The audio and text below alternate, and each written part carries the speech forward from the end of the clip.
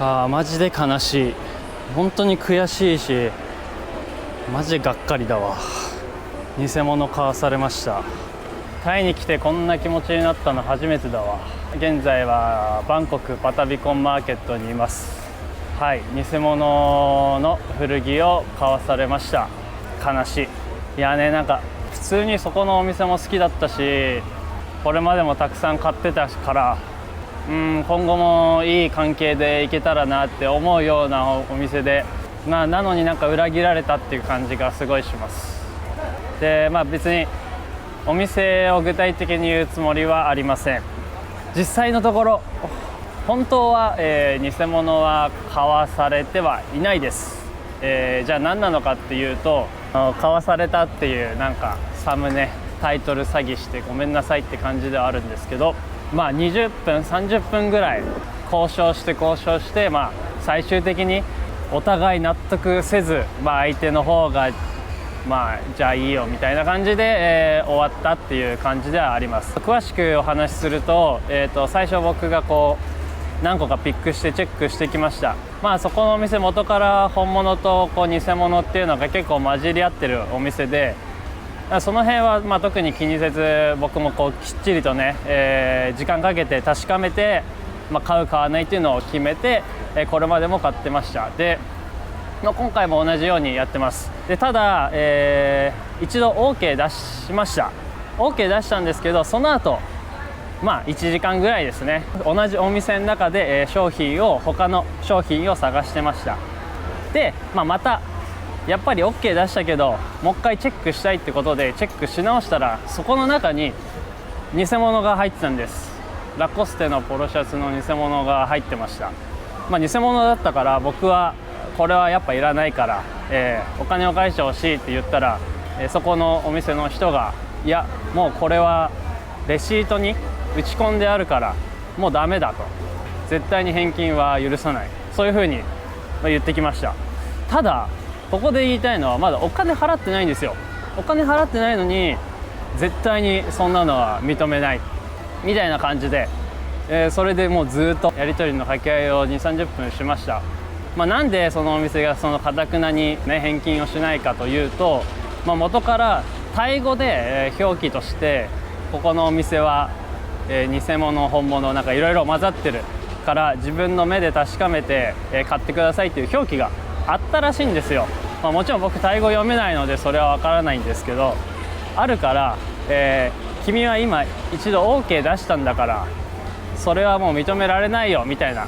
ていう相手の、それが論調ですね。で、僕からしたらまだお金払ってないんですよ。お金払ってないのに、ただレシートに打ち込んだだけ。それなのにもうこのレシートを変えることはできないから、返金はできないみたいなことを言われるのはさすがに納得ができないと。そういう理由で、返金してほしい、レシートを書き換えてほしいですね。そういうこと、やり取りを行いました。頑なに断る。もう今回はもうこのレシートは書き換えないから、絶対ダメだ。じゃあ僕が代わりの提案をしました。じゃあ次僕が来た時に、新しく買う、そこの値段からこの分の値段を引いてほしいと。それもダメだと。じゃあ分かった、他の商品を買うから、今他の商品を買うからその商品分の値段を、今その偽物の値段を引いてほしい。それもダメだ。じゃあ何がいいんだっていうね。全部ダメ、全部キャノット、全部毎台、もうほんと話にならない。というかね、そうだから結果的に言うと偽物は買わされてないです。ただめちゃくちゃがっかりしてすごい落ち込んでるんだよね。今信じられないっていう気持ちが一番。なんかこれまでもう3回ぐらいは取引してて、普通にいいお店だなって思ってたのに、絶対にそう頑なに許してくれないところに、すごいがっかりして、なんかこの気持ちのままこのパタビコンマーケットの動画今撮ってますけど、続き撮れないなって思ったんで、急遽この動画を、この気持ちを訴える動画を撮ってるっていう感じです。結果的に何回も言いますけど買わされてはいないです。最終的にはその偽物のシャツ分は、レシートから取り除かれ、僕が本物と、断定して OK 出したものだけの値段を払いました。なので別にもう何もないんですけど相手ももうなんか納得できないような感じで OK 出して、僕もそうですね、あれだけ時間かけてすごい拭いきれない、納得いかない、最後まで納得いかないまま終わったっていう感じです。すごい1年半ぐらいタイ来てるけどこんな気持ちになったの初めてだし、マジでがっかり。だからそのお店に対して文句も別に何も言えないんだよ。店買ってないし実際で、書いてあるんだったら確かにそうなんだよね。偽物本物、混合してあるから自分の目で見極めてくださいって書いてあるんだから、その偽物が混ざってることに対して別に文句を言うつもりもないんだけど、お金払う前にお願いしてるんだからそれは別に良くないっていうのが僕の意見です。皆さんどう思いますか？なんでじゃあ偽物だから返金してほしいとかって僕が訴えるかっていうと、別の動画で、上げてますハンサっていう古着のね別の仕入れ先の、おっちゃんがいます。そのおっちゃんは本当非常にね、優しくて、買った後お金を払った後とかでもこれちょっと偽物だったから別の商品に変えてほしいっつったら OK してくれるんだよ。あのおっちゃんめちゃくちゃ優しい。本当タイの人って優しいし、なんかその辺に対して責任を持ってお店をやってるんだなっていうのを僕は見てきたし、そういう人と取引してきたから、このお店も今回のねパタビコンのお店もそうなんだろうなってね、そう勘違いして、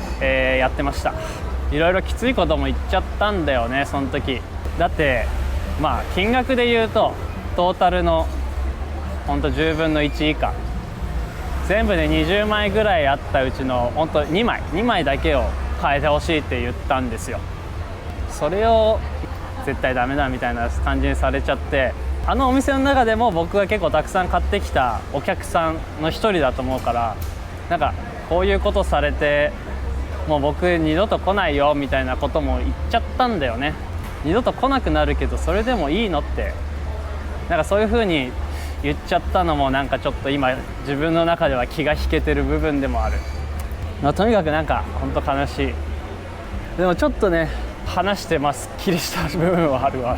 ごめんなさい、なんかこういう全然拭いきれない悲しい動画にはなっちゃいましたが、とにかくねそれでもタイ古着シールって本当楽しい部分が多いし、何よりこのタイが僕は大好きなので引き続き続けていきたいと思います。動画の中でも古着のお店とか紹介してます。その紹介するお店に対しても僕もちゃんと責任持って情報を伝えたいなと思ってるので、だからこそこういう動画も出してるというような感じです。見てる方も何なんだって思ってるかもしれないけど、こういうのが実際タイ古着仕入れでは起こることがあり得るという、参考になれば嬉しいです。引き続きタイでの、古着仕入れの様子であったり、また他のビジネスの挑戦などしっかりと、動画更新していくので、引き続きご視聴そして応援の方よろしくお願いします。それではバイバイ。